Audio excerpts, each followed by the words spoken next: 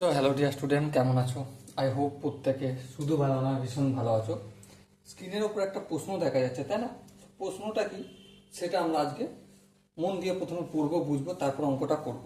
ওকে, চলো। একটি ত্রিভুজের দুটি বাহুর মধ্যবিন্দুদ্বয়ের সংযোজক রেখার দৈর্ঘ্য 10 মিটার হলে তৃতীয় বাহুর দৈর্ঘ্য কত? তাহলে একটি ত্রিভুজের দুটি বাহু, প্রথমে ত্রিভুজটা অঙ্কন করি, তারপর অঙ্কটা করার চেষ্টা করব। এই হচ্ছে আমার ত্রিভুজ এ বি সি। সাপোজ মনে করো এ বি বাহুর মধ্যবিন্দু হচ্ছে ডি আর এসি বাহুর মধ্যবিন্দু হচ্ছে ই।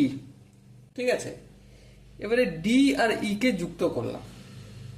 কোশ্চেনে কি বলেছে দেখো, সংযোজক রেখা দৈর্ঘ্য 10 মিটার, মানে এটা যদি 10 মিটার হয় তাহলে আমাকে এই বিসি বাহুর দৈর্ঘ্য, তৃতীয় বাহু মানে এই বিসি বাহুর দৈর্ঘ্যটা কত? সিম্পলি কি, যে বিসি বাহুর যা দৈর্ঘ্য এই সংযোগ রেখার দৈর্ঘ্য তার হাফ। তার মানে এটা যদি 10 হয় তাহলে এর ডবল হবে এই তৃতীয় বাহুর দৈর্ঘ্যটা, তাহলে 10-এর ডবল কত হয়? 20 cm। Okay, so my dear Watson, এখানে যে চারটে অপশন আছে, চারটে অপশনের মধ্যে কোনটা সঠিক অপশন?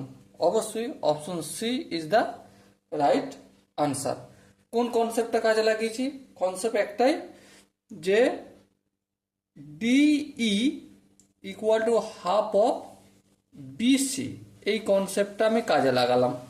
তাহলে এই দুটো এদিকে গেলে, এই একের দুইটা এদিকে গেলে 2 দিয়ে গুণ হবে, তাহলে 2 দিয়ে 10কে গুণ করলে 20 হয়ে যায়, ব্যাস সেটাই হয়ে গেল আমার বিসি বাহুর দৈর্ঘ্য।